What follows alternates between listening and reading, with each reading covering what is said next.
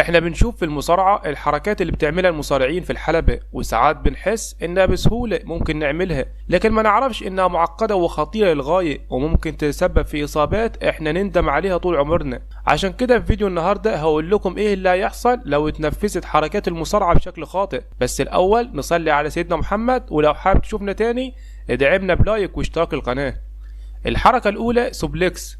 السوبلكس في اي نوع من اشكالها واحدة من اكثر الحركات الاساسية في المصارعة، وغير ان جماهير كتير من محب المصارعة بيعملوها في المنزل، غير ان الحركة دي تسبب في العديد من الاصابات الخطيرة للمصارعين على مر السنين، ومنها اللي حصل لبيج اي لما ريجي هولاند نفذ الحركة سوبلكس بطريقة خاطئة عليه كانت هتقضي عليه حرفيا.